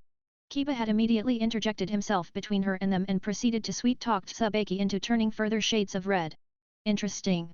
The next time he faced shadows of the devil arcana, perhaps he would attempt to seduce them with badly formed pickup lines instead of the usual process of frying them with powered-up Mohameons. Using Kiba as distraction to escape, Konako had dragged him for a significant amount of time before they finally stopped to rest. He had regained his breath and was about to thank the girl when she gave him an unusually solemn nod and pushed him into the open room. The door closed with a click before he could regather his wits, and he knew she had locked him in. But why would? Oh dear. Arisato-kun, you just keep coming back to us, don't you? He shuddered at the voice and turned slowly to see Akeno smiling seductively at him. It was meant to be, Rias said beside her, her flame-red hair bouncing as she nodded stately. Arisato-san is merely following the path fate decrees. He understands it is in his best interest for us to be together. His eyes traveled down her face to her chest where a key hung from a necklace of silver chain. Well, shit. She followed his gaze and smirked when she realized the object of his attention. It is uncouth for a boy to stare at a girl's chest for so long, she purred, but if it is you, I don't mind. He swallowed. The feeling of imminent doom returned tenfold into his mind. The school's hospital room was not that different from Gekukenhai's, though Kyoa Academy's was slightly more furnished. There were a few more accessories, but the feel of the room was the same, as was the smell. The scent of chemicals hung heavy in the air, and he found himself disliking the artificial odor as he sat by the lone bed that was occupied. Dissuading Rias had not been easy. She had pressed the issue quite persistently, and it was only the school bell that saved him in the end, signaling an end to lunch and for classes to resume. Never before had he felt so relieved at something all students naturally detested. The smile she had given him before they parted ways left him far from comfortable, however, suggesting that there would be a continuance of the day's events, if not after school then certainly tomorrow. It seemed that his days of going unnoticed was about to come swiftly to an end. He was sad to see it go. Peace and quiet had not come easy when he was with C's, and it looked like they were abandoning him now as well. He counted himself lucky that he managed to avoid both Rias and Sana when the last class ended. It had been a simple matter of blending in with the flood of students heading home and then backtracking his way into campus grounds. It also meant he could do what he had intended to do at lunch, but had been unfortunately sidetracked. He glanced sideways towards the frail figure covered in white sheets. Asia Argento, the girl that Issei had tried to save, the girl that he did save, lay before him, her chest rising and falling in sporadic patterns. It was a testament to Rias's influence with the school that the priestess was allowed to stay at all on academy grounds. In any other case she would have been rushed to a hospital, not that it would have done any good. The condition she was in could not be cured by mere medicine. It would have just brought more questions, and for beings who wished to remain hidden in human society, more questions were never a good thing. He felt a pang of sympathy as he watched her. The girl's face was sickly pale, and beads of sweat gathered on her forehead and around her neck. She looked so incredibly weak, so extremely fragile, that he was loath to wake her. However, it was still a better look than when he first found her, when she wore the grey pallor of death like a cloak. Now she just looked sick, and with sickness came fitful sleep, interrupted by periods of tired awareness. Such a period came now, and he watched as her eyes flickered wearily open. Issei, she murmured as she registered a presence beside her. He fought the urge to smile. He had heard that boy had not strayed far from Asia's side ever since she was brought in, sacrificing his own free time to remain in the same room as her to keep her company. He could at least respect him for that. More and more the pervert resembled Junpei, buffoonish and foolhardy on the outside, but tempered with steel within. When Chidori had sacrificed her life to save him, that steel had been cast into the fire and emerged as something indestructible. The slacker still retained his reckless ways, but there was a certain strength about him that had not existed before. Chidori's sacrifice had hardened him, given him something to live for besides food, women, and games. And as it turned out, it wasn't much of a sacrifice to begin with, as shortly afterwards, Chidori somehow managed to revive herself. He had been there when Junpei received the news and had been genuinely happy for his friend. Happy enough that he did not mind when the emotional boy picked him up, crushed him to his chest, and sobbed into his shoulder. He had honestly not expected Junpei to be capable of such emotions, and apparently neither did Junpei, for it had been an exceedingly awkward walk back towards their dorms. They didn't really talk about that incident anymore. He waited until she was fully cognizant before he replied. No. Oh, the girl rubbed at her eyes tiredly, I'm sorry. I thought you were Hyudu-san at first, she blinked blearily at him, you are Arisato-san, aren't you? When he inclined his head in acknowledgement, she straightened herself on the bed, Hyudu-san said you saved me. Thank you for that. You are welcome, he replied. The girl gazed at him curiously when he said nothing more. He frowned. He was not good at expressing concern. It had never been his way. He preferred to listen and act only when it became necessary. It had worked for the social links. He had listened to their troubles and only responded when it became required. So where others would have made the question sound genuine with compassion, his came out strained and awkward. Are you, well? Yes, despite her condition, the girl still had the courage to smile, I am weak right now, but Gremory-san says that with time I should be able to heal. You will not. She turned to stare at him with wide eyes. He cursed inwardly. He had not meant to be so blunt. The state you are in, he began hesitantly, it is my fault. I could not heal you completely. Do not blame yourself, Arisato-san. She tried to sit up, but failed even that simple motion, such was her weakness. Instead, she offered him a small smile, I am sure you tried your best, and I am grateful for that. You misunderstand, he frowned, trying to come up with an easier way to say it, but couldn't, when I found you, you were already dead. The girl looked down. Oh, she said in a small voice. He wished he didn't have to tell her, but she had a right to know. Your sacred gear was taken out. The process killed you. Asia closed her eyes, and her hands clenched into fists on the bed sheet as she recollected memories she had no wish to recall. I remember being tied up and Issei-san coming to rescue me. And then Rainare started drawing out the sacred gear. It felt like something was pulling away my life force, dragging it away even as I tried to hold on, she winced, it hurt. And then everything went black. Yes, he said, not knowing what else to say. The resulting silence that fell weighed like lead in his mind. He grimaced. He was not good at this consoling business. When I first tried to revive you, he said at last when the stillness became unbearable, I was unsuccessful. The light refused you. The girl's face fell, but she nodded in understanding. I am not surprised, she said softly, I was excommunicated by the church. The heavens will never accept me.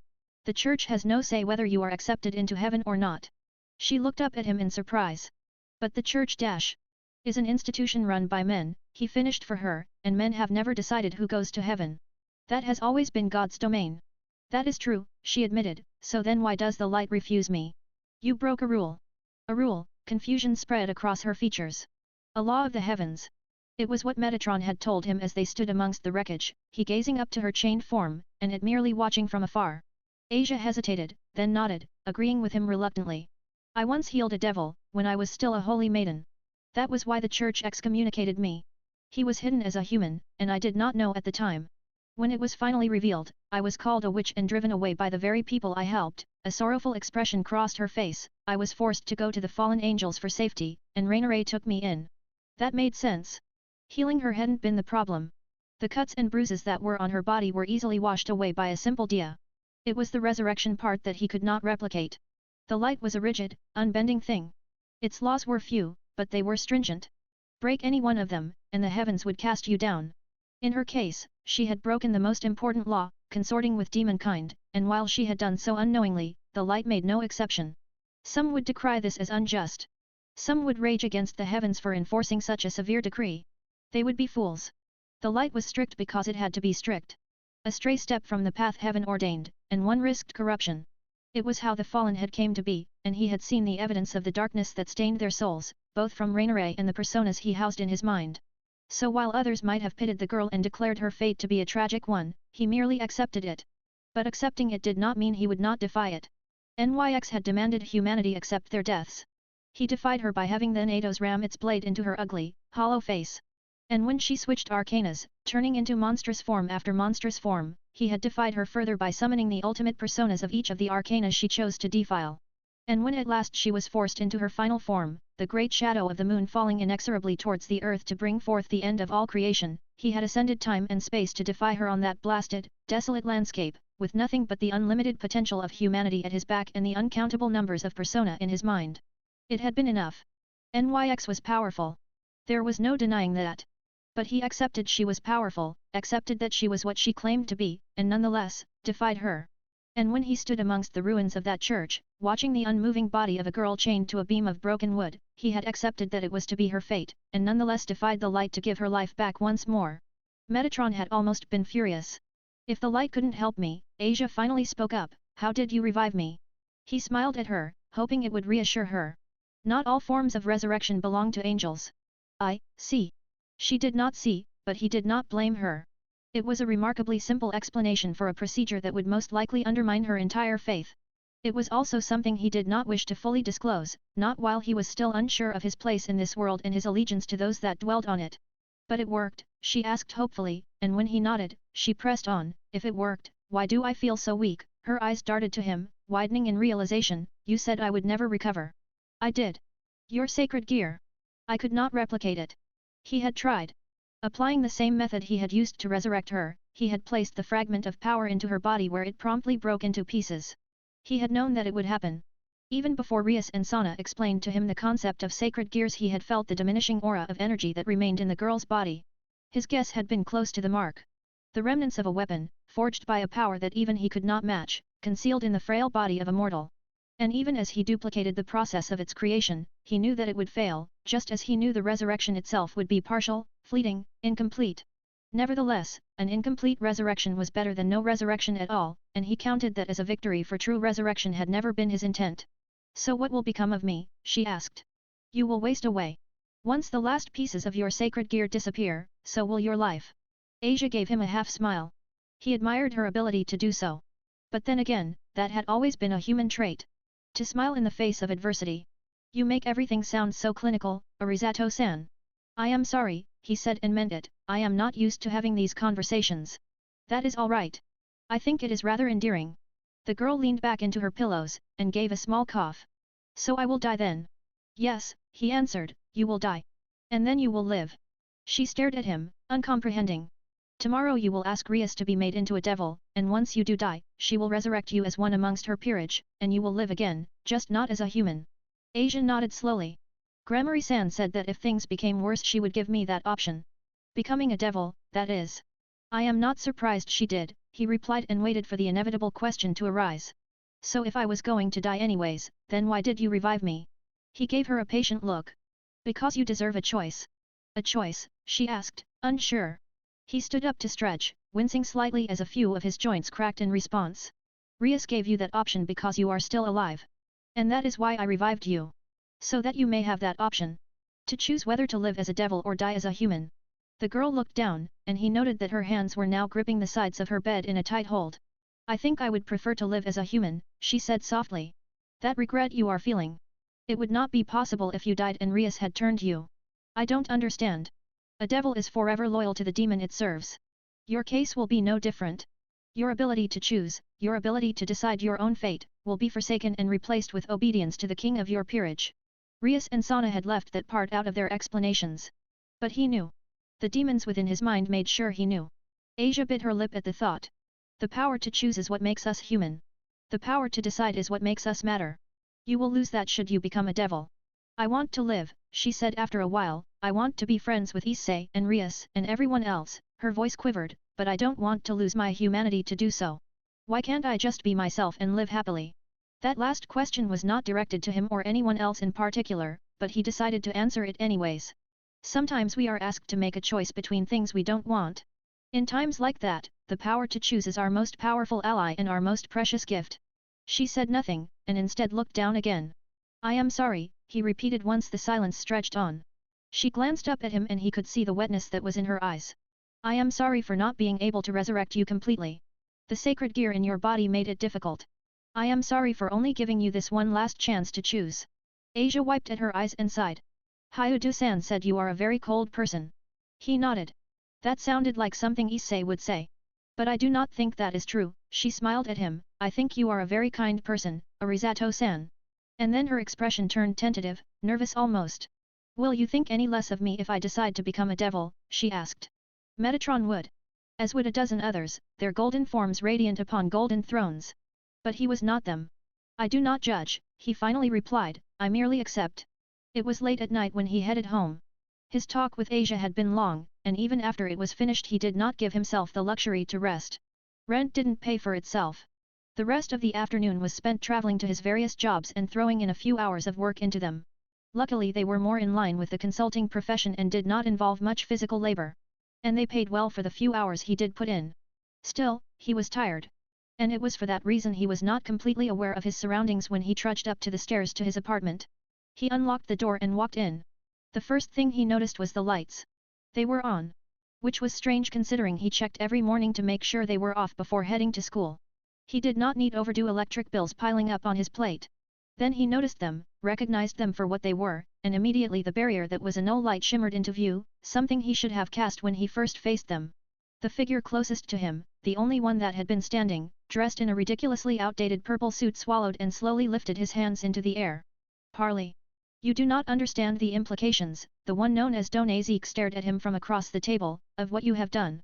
They were sitting in his humble living room, arranged on each side of the wooden desk he used for a dining table.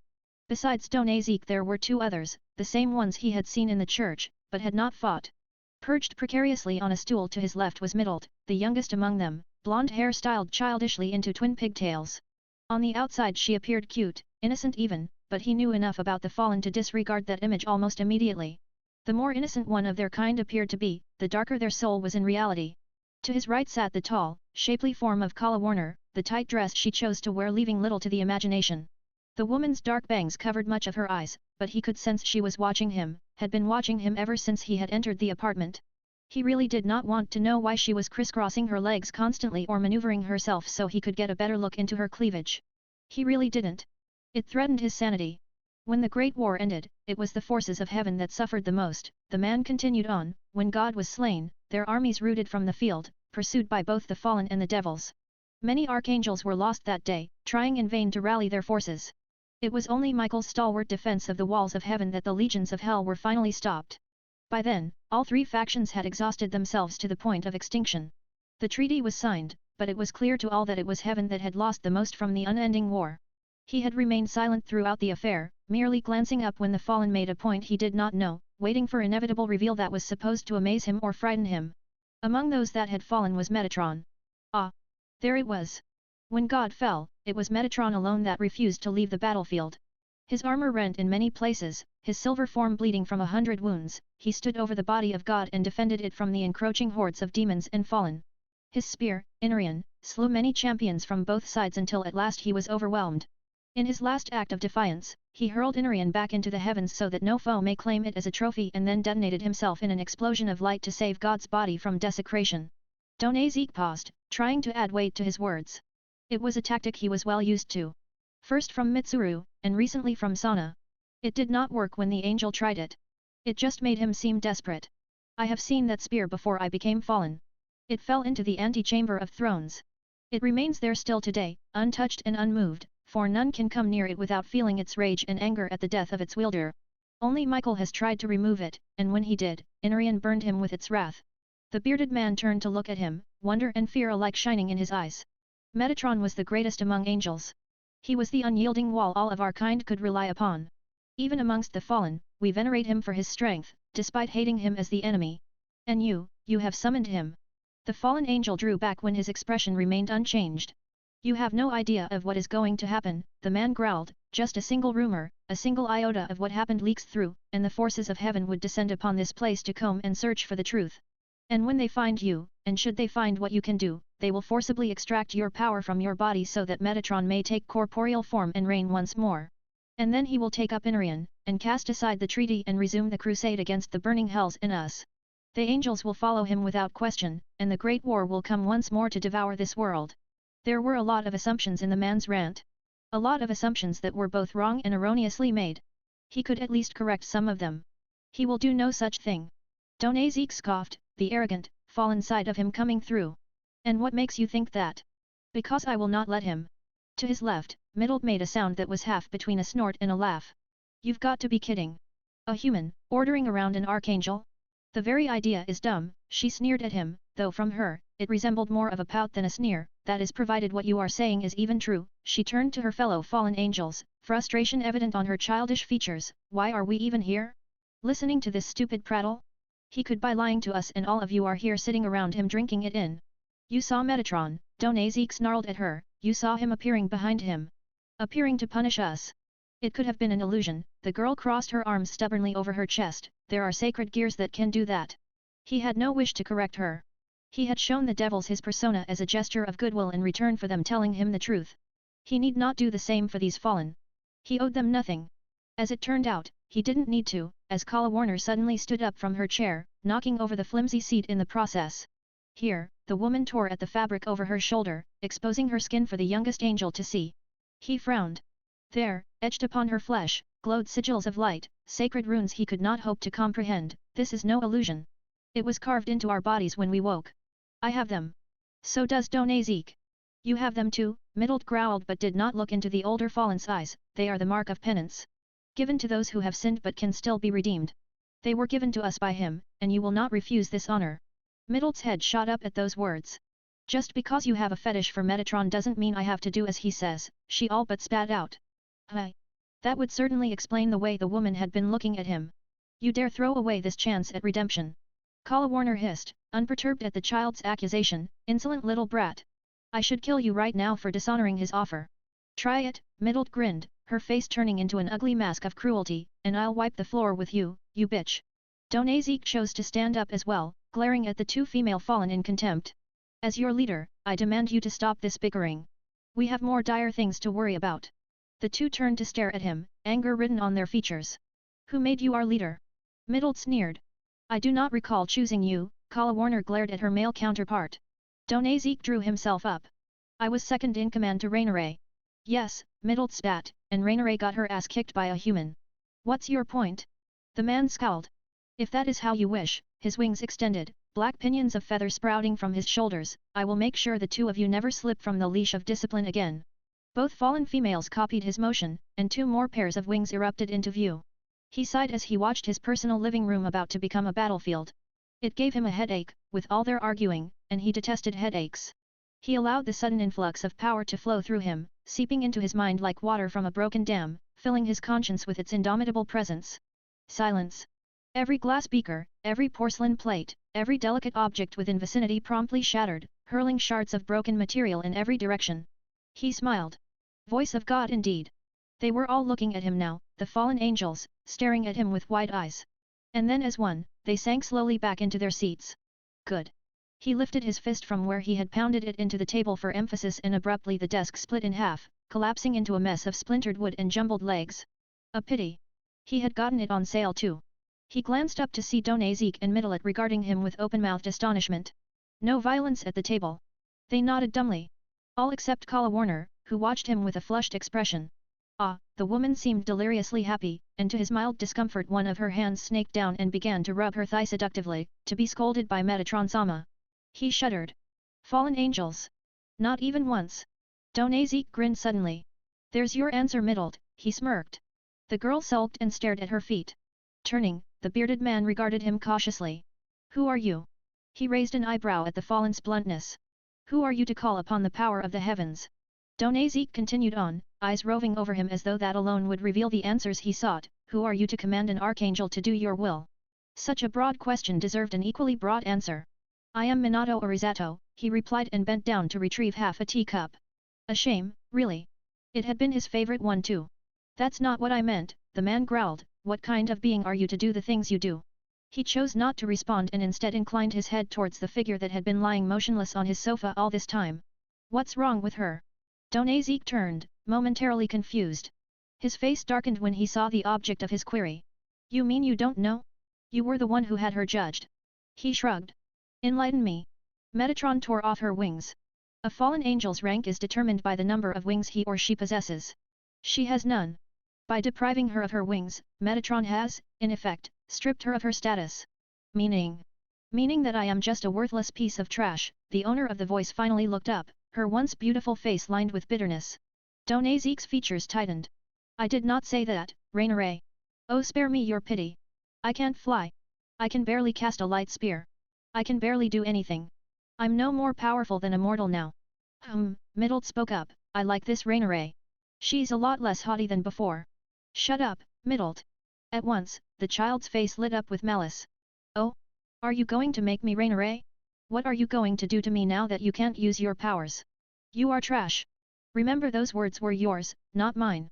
The former fallen glared at her oppressor in hatred, but could do nothing and finally looked away. He could see the tears of anger that were threatening to form in the corner of her eyes. See? Middlet said primly, I like this Rainiere.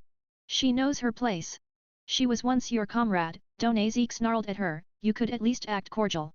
So, the girl snorted, she lost any usefulness when she got her wings torn off.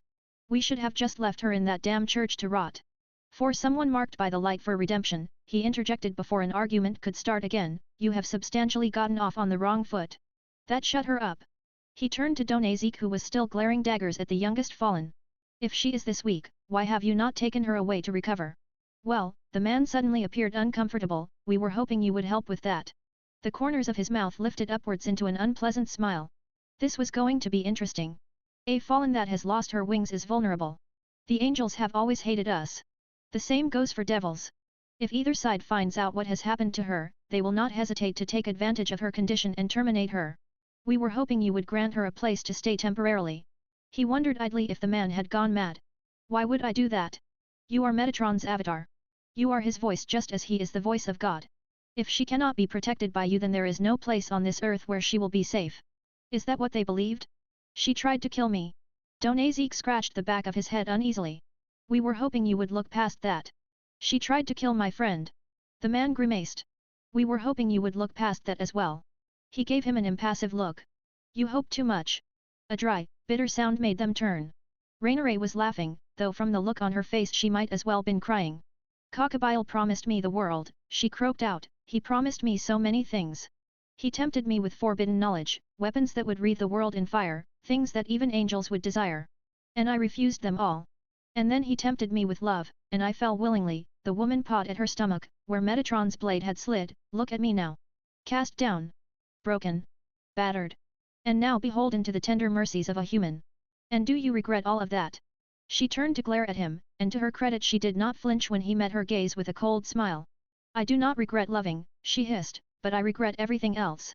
I regret becoming fallen. I regret doing all of those dark deeds. I regret not spitting in his face as I should have done when he first approached me. But what good is that? What good is regret now that the deeds are already done? You would be surprised, he commented idly, it was regret that saved your lives, after all. They stared at him. I asked him to kill you, he said, completely unperturbed for it was true, he asked me to spare you. I agreed, and here all of you are. But my wings. Rainier murmured, they were my judgment. It should have been your life, he countered and she fell silent. Who are you? Dona Zeke asked again, but this time his voice was trembling, who are you to cast judgment upon us? Who are you to have an archangel plead for our lives? Who are you? That was a misrepresentation of events. He did not judge. He merely accepted. And Metatron did not plead. It had asked, and he had agreed. In the silence that fell, the man's eyes continued to grow wide until they lit up with realization. Nephilim, he finally whispered. He frowned. Nephilim. Middle laughed, though her tone sounded far from sure, is that what we were resorting to for an explanation? Legends and old stories. She turned, saw the look on his face, and all the haughtiness within her vanished in an instant. Nephilim. It was a title, and nothing more. Sandalphon had called him that when he drew it forth from the fusion of the ultimate moon arcana. Raphael had planted its diamond-pummeled blade into the ground and kneeled to say that word to him. Gabriel had smiled at him when he called it forth from the arcana of the Empress, and sang that title to him in its soft, melodious voice. And Metatron. Metatron whom he had made from fusing the greatest of archangels, whose rank amongst the heavenly host was second to none except God himself. Metatron, whose pride as the voice of heaven was renowned almost as much his hatred for the demon. Metatron, who showed only indifference to those that were lower than it, had stared at him behind its gleaming mask when it first appeared in the velvet room, summoned by a being that should have been all rights inferior to it. Nephilim, it had said, and then bowed its silver head in deference. He could still remember Igor smiling that crooked smile as they both beheld the heavenly being that floated before them. I have been the proprietor of the velvet room for many of your years, the old man had said, fingers steepled under his chin as they always were, and have seen the unlimited potential humanity has to offer. And this, Igor swept a hand towards the angel of silver and steel, ranks among the highest peaks, the smile turned into a leer, you, my friend, have been a most interesting guest. He had no idea what it had meant then. He still only had an inkling now. Nephilim. Only a title and nothing more. They stared at him, the fallen angels. Even Rainier, who no longer appeared bitter, who had lost her baleful, harsh expression. It was to her that he nodded to. She can stay. He hated how the iron tone of authority had crept into his voice.